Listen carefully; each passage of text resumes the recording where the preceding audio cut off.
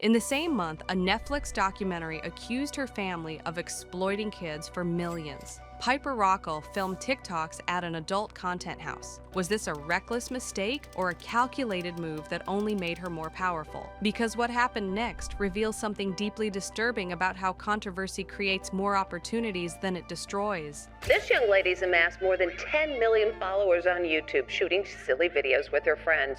Now Lisa Guerrero reports some of those now former friends and their parents are suing, alleging they were exploited. About how silence becomes a weapon when you're smart enough to use it. And Piper Rockelle? She might just be the most calculated player in a game designed to destroy her. This is the story of a child empire that imploded into a $1 million lawsuit, a teenager who learned to weaponize her own exploitation, and what happens when trauma becomes your business model.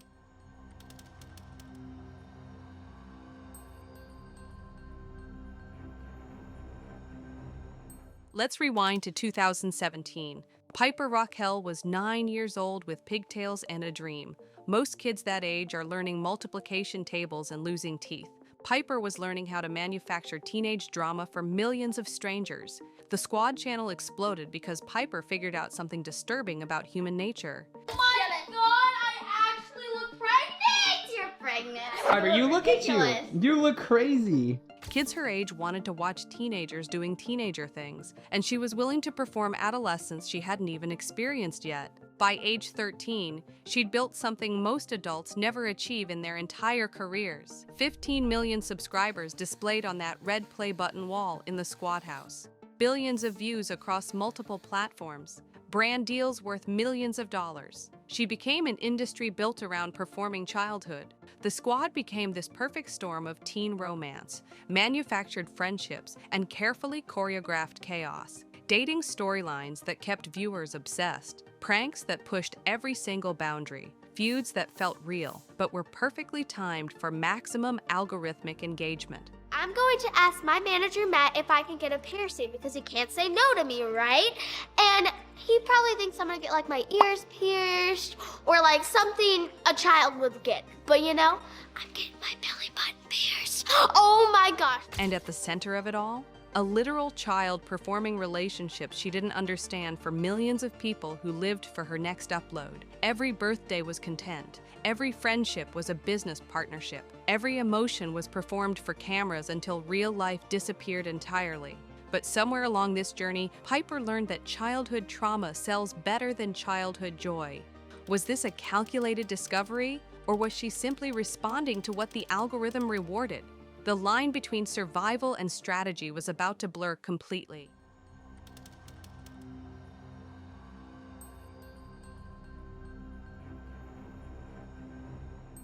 2022, the year everything collapsed. 11 former Squad members filed a lawsuit that changed everything forever. The allegations: emotional abuse, verbal abuse, exploitation of minors. At the center, Piper's mom manager, Tiffany, accused of turning childhood into a business machine that destroyed kids in the process. Kids as young as 12 being screamed at for not crying correctly during breakup videos. Children forced to continue filming during panic attacks because content schedules mattered more than mental health. One former member described being forced to fake cry on camera for a breakup video about a relationship that was never real.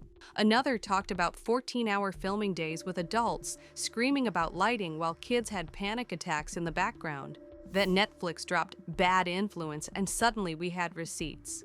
The documentary revealed the entire ecosystem of child exploitation hiding behind wholesome family content. The footage was raw and unfiltered, children breaking down while adults prioritized content schedules over human decency.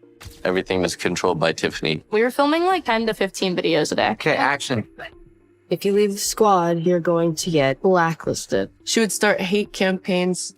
It's like a cult or something, like you can't get out. The machine that created Piper's empire looked less like opportunity and more like organized destruction. The evidence was overwhelming. The damage was undeniable, but would any of it matter?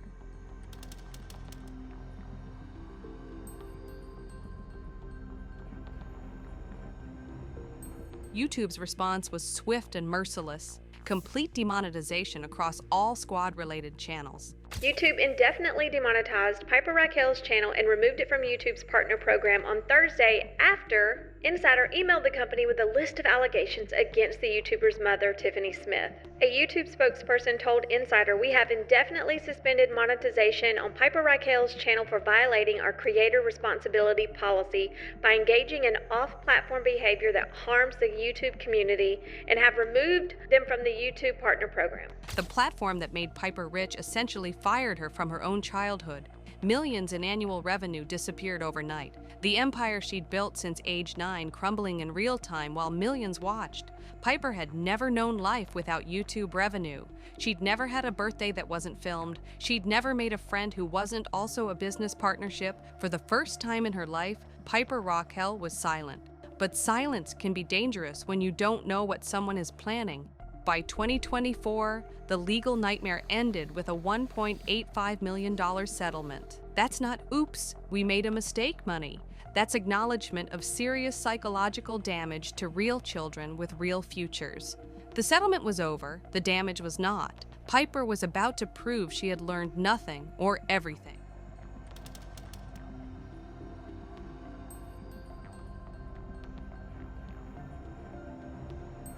January 2025. The timing was either pure coincidence or absolute genius.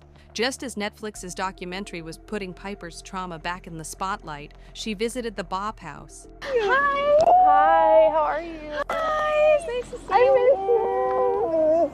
Thank you guys so much for coming. Neon pink sign glowing against the LA night. Inside, cameras, ring lights, and a lineup of high-profile online personalities. At the center stood Piper Rockelle. Within hours, her videos from that night were everywhere. Millions of views, comments flooding in, questions multiplying. Why was she here, and what did it mean? Then they vanished, deleted, gone.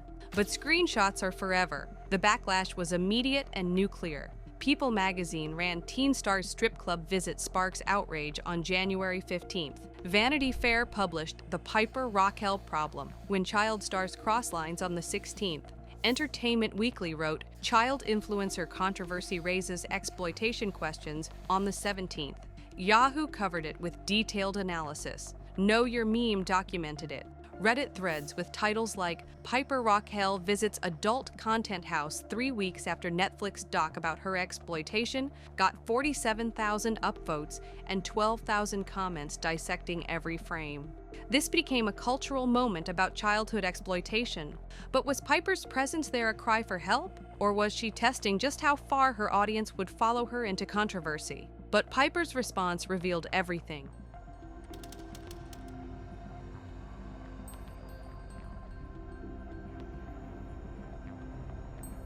Notice that word choice, cry. She's not dismissing concerns about child safety. She's mocking them. But was this defiance born from years of trauma and public scrutiny, or was it strategy refined through a childhood of manufactured controversy? This response revealed her psychological evolution. Piper had graduated from victim to something else entirely. She understood that negative engagement pays bills, and controversy gets better reach than positivity ever could. The girl performing trauma since age 9 had learned the ultimate lesson. Your pain is your product. But whether this was calculated manipulation or a trauma response that happened to work perfectly remained unclear.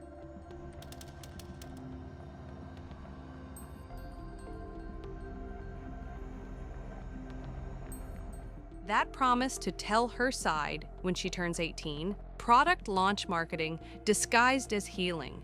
33 million followers are waiting for her 18th birthday like it's a season finale. They're not waiting for healing. They're waiting for content. Her audience has been conditioned to see her psychological development as entertainment. That's not fandom. That's a psychological horror story with a subscriber count.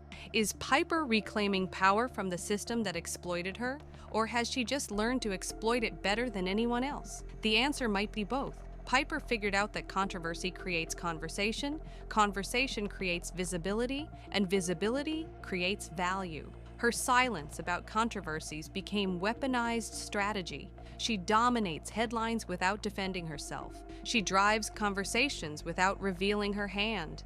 Every think piece written about her became free marketing. Every outraged parent commenting drove engagement. She turned the entire internet into her unpaid marketing team. She didn't just survive the system designed to destroy her childhood, she learned to manipulate it better than the adults who created it. The most unsettling truth? Piper's story is still unfolding, and we're all still watching. Hit that like button if this opened your eyes, subscribe for more social media psychology breakdowns, and comment, is Piper victim, villain, or something our categories can't handle?